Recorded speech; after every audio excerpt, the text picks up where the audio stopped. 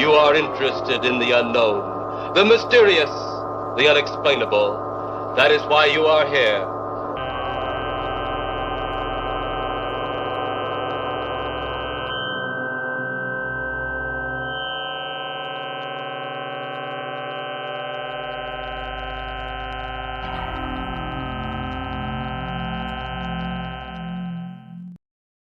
All right, welcome back to the Code RAD show.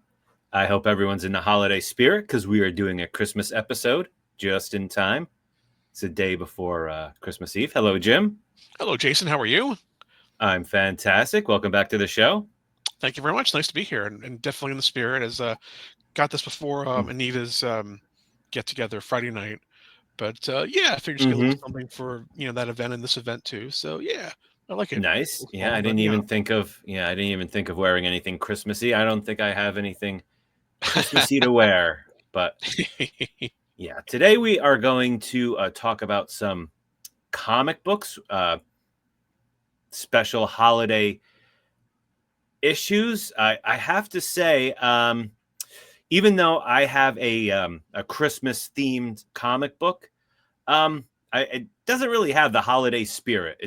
At some points, at some parts it does, but I mean, this is an issue of Justice League from 1973.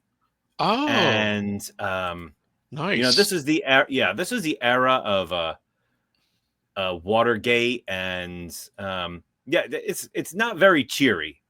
There's maybe a few moments of Christmas cheer in this comic book, but not so much. And so I think I'll just get right into it. Sure. You see, you start off right away. Superman is telling Santa, "You ready yet, Santa? Those orphans won't wait all evening, Like, chill out, Superman." And he's like, what are the orphans gonna do if Santa takes a little while? But then, promptly Santa gets blowed up. Ouch. Yeah. Room. Yeah. And so, if Superman tells Batman if he had not been standing in front of him, Batman would have got blowed up too. And so it's the man who murdered Santa Claus. Great. Nice. A great creative team here. I mean, I never heard of the artist, Dick Dillon. Yes. But yeah. I mean, it turns out he created a character who appears in this comic book, and he's inked by Dick Giordano, who is a great inker, and I think he really helped improve Dick Dillon's pencils for this comic book. And so this note here, the key and the note are very important to figuring out what is going on. Did I mention Len Wein is the writer? So Len Wein, one of my favorite writers. He wrote some great runs on several different comic books. So you can't just blow up Santa Claus and get away with it. No, so it's Batman terrible. and Superman, they and think of the orphans. So they Yes. send out the Justice League signal, but a lot like the Flash is 1,000 years in the future, so he's out of range. The Atom is off doing atomized size stuff. The elongated man is pearl diving, so he does not get the message.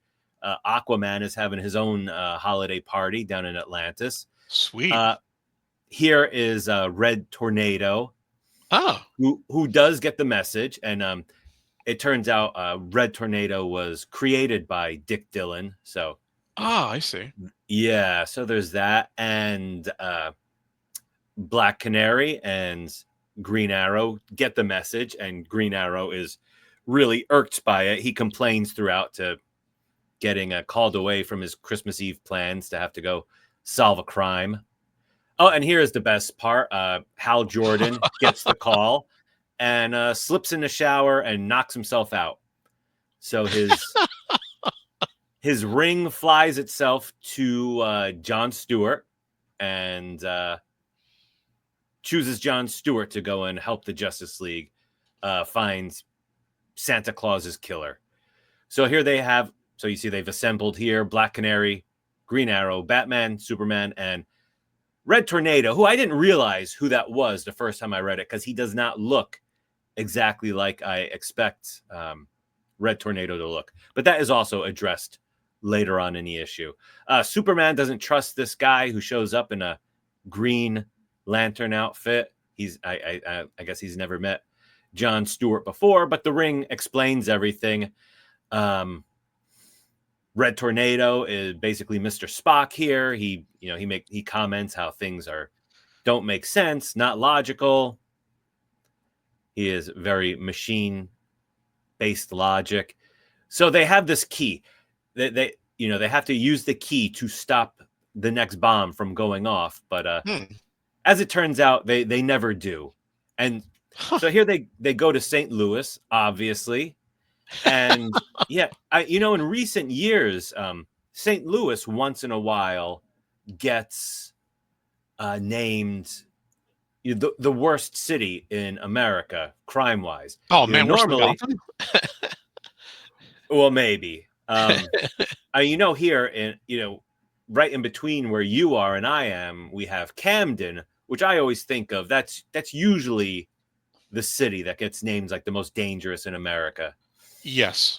But once in a while, it's something different, and sometimes it's St. Louis. So, that's not a new thing. They address that quite a bit. They say these superheroes do not like St. Louis.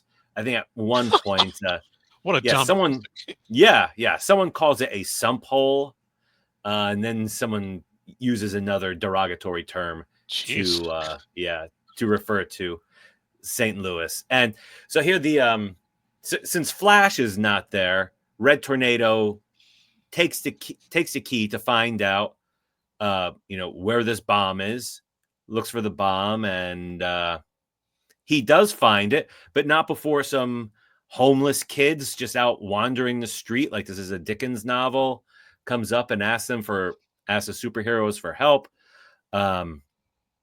And John Stewart says, well, maybe I can use my ring to make some money for them or something. And good idea. Yeah, but he gets told, who actually says this? It looks like Green Arrow says, that's against the Guardian's rules. So I guess you're not allowed to use the Green Lantern ring to help poor people. So they're like, yeah. And so see, because if we don't find that bomb before midnight, those kids and everybody else still living in this sump hole won't be around to see Christmas. So as awful as this place is, I got to save the local inhabitants. And I think here is the villain, in his control room, observing Superman coming into his lair. And here you go. You got a rat eating an apple. Oh yes. Also, it's a filth hole. And man, our what whole did St. Louis ever do to them? Yeah, really. So, the Justice League, the greatest superheroes of all time, walk in and immediately fall through a trapdoor. Jeez. And they call it a miniature sun. Some big yellow thing comes falling towards them. It's going to kill them all, but Superman, and it also has a red radiation. So it pretty much robs Superman of his powers, but he talks Batman and Green Arrow into giving him a boost. You see up there at the right, they put their hands together and launch Superman up into that thing and atomize Superman. And that's the pattern of this adventure. It reminds me a little bit of Saw. Something happens, and here we have this Calliope come through with poison gas, which now it's Black Canary's time to shine. She uses her power to move the poison gas away, but she also has to sacrifice herself. All the heroes leave the room, and she's trapped in there with the poison gas. So now it's Evil Villain 2, Justice League 0. And here you could see he's the Key. Yes. Here he says Key Man, but I think his name is just the Key. Not sure, but this is his evil plan. And so so here we have giant balls coming to crush the superheroes, and Batman gets absorbed by one. So now Batman's gone, and Jeez, strong like flies. yeah, and here comes some toy soldiers who Nice. Red Tornado is able to knock some of them out, but then they turn yellow, so John Stewart can't do anything to them. And the Key is just having a time of his life. We find out that Superman arrested him before and he went to jail, but then when he was in jail, his doctor, the jail doctor says the various psychochemicals you've injected yourself with over the years have destroyed your cellular balance. You're dying. And so, of course, the prison, of course, says, well, we can parole you since you're dying. I guess that's how the legal system works in the DC universe. So, so he comes out, plots his revenge, and then finds out all the superheroes are actually still alive. How could this be? Well, it turns out the Phantom Stranger has been lurking in the shadows, saving them secretly. So, of course. Yeah. So, and I guess I did a little bit of background reading on this issue. I guess, like during Len Wein's tenure while he was writing Justice League, he kind of had the Phantom Stranger as sort of like the fifth Beatle, as a character who's not really in the Justice League, but he was kind of hanging around and he'd show up every once in a while. They tried to get him to join, but he's too elusive, I guess. And so we got to wrap things up. They never use that key to stop the bomb, but the key, the villain, sets off the bomb, and our heroes have to evacuate St. Louis. Not the whole city, just like this the local neighborhood. They carry everyone out before everything can blow up. And John Stewart not only contains the explosion, but restores the city. He makes all the buildings brand new. Gets rid of all the rats and the leaky roofs and everything. And there you can see there are our little street urchins again. They don't really seem too happy about it, but John Stewart saved their neighborhood, fixed it up, and this was like a loophole, since the Guardians apparently have something against helping poor people, but sort of just kind of fixing the damage that the Key did is not against the rules. So that is kind of our Christmas cheer ending.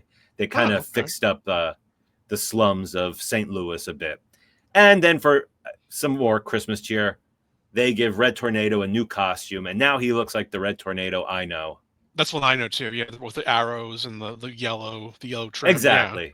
Yeah. So a very momentous occasion, I guess. This is the issue in which Red Tornado becomes the Red Tornado we were all familiar with. And nice. Even grouchy Green Arrow is kind of in a good mood at the end. So it all works out.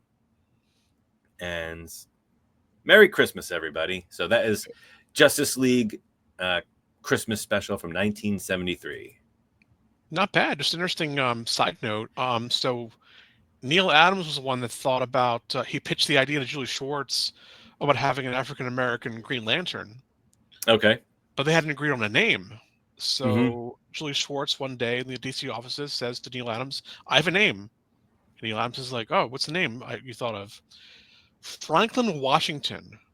Maybe his name. And Neil Adams is like, no, that's stupid. Yeah. So they agreed on John Stewart. But yeah, Franklin Washington, that's like, no. Doesn't really have the same. No. But so that was going to be his originally his name. Okay. Franklin Washington. Yeah, I was a bit surprised to see John Stewart in this. I didn't realize he'd been around this long. So Hal Jordan got defeated by a soap and I guess a bathtub. Wow. Yeah. The man with no fear. Punk. Yep. When the rest of the Justice League are out saving Christmas, Hal Jordan is lying on his bathroom floor with a concussion. Unconscious. Yeah. And also, all right. So I went kind of traditional, but you brought us something a little bit. I did. I off the did beaten indeed. off the beaten track as far as your holiday comic book. Oh, I see.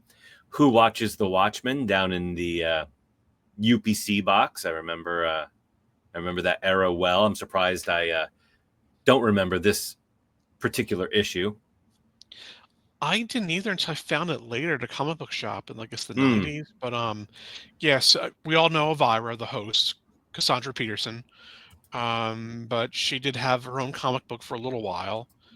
I think the comic House of Mystery was Mm. already a DC title, so they figured just give it to her for a little while because she was Yeah. popular. Let's see, and this is all. It basically it's just a bunch of short stories. But the one Yeah. that always stuck out in my mind was this one, and then unfortunately I couldn't really find. It's only a 5-page story. I could find most of it. Mm-hmm. This isn't complete, but you'll still get the gist of what's happening. But let's see here. So here we have very nice neighborhood. A car pulls up, and let's see this very not very nice folks. These people are. They're very materialistic. They're very, yeah, very. So you see right here, it's like out of the way, brats. These kids are, trying to carol and have a good time. And he just like out of the way, Uh-huh. brats. Oh man. And this, let's see here. This, not just yet. This cat shows up. A neighbor's cat shows up on their doorstep and say, "Please try to keep your trash off my stoop, okay?" Mm-hmm. And yeah, the woman's trying to apologize, saying, "Come, mama, just trying to get the cat away, and so you should be more careful. You could have hurt your foot." And she's just saying, bad, bad lady, bad, bad people. They're just really mean, rotten people. Mm-hmm. One thing I wanted to mention is that these folks, Barbara Randall and Stefan Desfano, they worked on a book in the '80s called Amazing Man. Does that sound familiar? Oh, sure, sure. I don't think I ever read it, but I remember they advertised the hell out of it.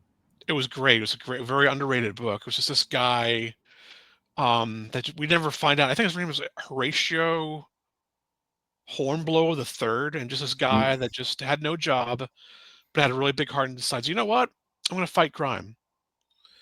And he wasn't always successful. He tries to set up a bunch of bank robbers, and unfortunately, he just gets thrown into a Goodwill box and locked in there. Yeah.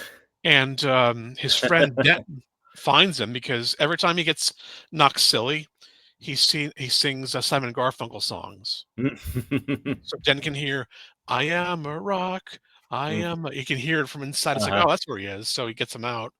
But yeah, I recommend to you and people who are reading out there or watching out there, definitely try to find Amazing Man. It's very underrated. It's very slice of life. It's a very good book. Oh yeah, yeah. There was a lot of hype about that back in the '80s, but yeah, I just never got around to reading it. There And was. the artwork on this page is very distinctive, and now I realize, yeah, it does look like the ads for Amazing Man. Yeah, very similar. Yeah, Hmm. not quite photorealistic, more cartoony, but still really good. Yeah, yeah. Um, let's see here. So, what kind of tree would you like, honey bunch? It's got to be big and full, have lots of branches. We got to have the perfect life and the perfect house. So we got to get the perfect tree. The hunt is on. So he takes her to one place. They're too fake. I want a real one. Another place. They're too dead. I want a real one. Another place. They're too what's regimented. I want a Mm, wild one. So they hmm. look and look and look. They find They go to a wilderness preserve, and it says here, no poaching, no Yeah. lumbering. Well, Uh-huh. she wants a tree. She finally found a tree that she likes. Uh-oh. So, despite the warnings, this guy has a chainsaw and he cuts it down. I couldn't find that part, but they have a party with just people that don't probably don't like them. They would just want to be associated with them. but they don't really like him. And he's like, Stevie, I love Yeah. you. I love this house. I love Christmas. I love this tree. Tell me, tell me how you got it, honey. This little lady led me out in the wilderness to chop it down. No store bought fakes for us. Yuppies. There goes the Yeah. neighborhood. So you can tell how 80s this is. Just A yeah, 100%. Yeah. Very 80s humor and commentary. yuppies. Yeah. I didn't want less than the best for such an important occasion. Show me how you chopped it down, Stevie. I gripped the handle of the Black and Decker like so, and then let it rip. And vroom, mighty hunter. So eventually we find out something peculiar is happening. We see the tree begins to move. As the living tree comes new life, curious, malevolent life, born on a night famous Mm. for birth. And $1 million to, she's like, Stevie, where are you? Stevie, Stevie, Ah. Stevie. Oh man. So the tree has grown to a large size and has become very aware and refuses to let this woman out. Oh no! Get away from me, you horrible tree! Get away from me! Get away from me! Oh I geez. whatever I do to you, I wish you left you out in the woods to rot. Poor choice of words. No, I'm sorry. I said that. I take that back. And unfortunately, it's too late. They find both of them dead, Uh-huh. devoured. The tree has actually grown to the size of a 6-story building now, and it's right in front of the White House now. A Yeah, so couple, they take the evil tree and they move it to the White House. yes. Awesome. So remember, be kind to your Christmas tree, everybody. Merry Christmas. Wow. Yeah, DC, that was a really good idea to give Elvira a special Christmas issue. It really was, yeah. It's funny. I haven't read it for maybe decades, but I still remember this story. So the eating, you remember the kite eating tree from Peanuts, the Charlie Brown strip. Well, now you Yeah. have the man eating Christmas tree. So Yeah, and what Russell T. Davis had a killer Christmas tree in Doctor Who. well, that's I right. He think did, didn't he? maybe Yeah. I think it might have been Dave Tennant's first episode. I think you're right. Yeah, I think you're right. Yeah. Christmas Invasion. So, yeah, Yeah. but as far as I'm concerned, Elvira did it first. Yes. Yes, And indeed. the Amazing Man creative team. Yes. I thought, yeah, just a great story, very short. Yeah, sorry I couldn't find the whole thing. But yeah, the one site I tried was just really buggy, so I was like, well, I'll just Oh, do. yeah. I found it. I used other methods, so yeah, I found Yeah. as much as I could. And I do believe if you look over here, Fred Flintstone is here, right about there. If you can see Nice. that. I brought this. If you look in the far right, this window and go down, and there's Fred. Oh, yeah.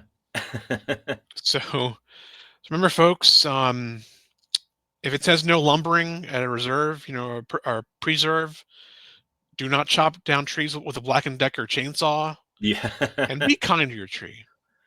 Yeah. We got an artificial tree finally. Just could not keep killing those trees every year. So playing it safe. Hopefully it's not an evil artificial tree. It's not going to grow into a Yeah. the size of a 6-story building, and then eat you Mhm. guys. Yeah, no, that would be a pretty awful. All right. Well, thank you, Jim. No, thank you. And yeah, Merry Christmas. Merry Christmas to you too. And Code Rad will return soon with Absolutely. a special surprise. Probably nothing holiday oriented, but watch out. We'll be coming back with a new episode soon. I was thinking of ideas, so the gears are always turning. Yes. All right. So thank you. If you guys enjoyed this episode, please leave a comment or like or something like that. Appreciate you watching. Have a Merry Christmas. A Happy New Year. Merry Christmas, everybody. Merry Christmas. And have a Happy New Year Happy also. Yeah, happy holidays for however you celebrate. Yes, indeed. Bye, everybody. Take care, everybody.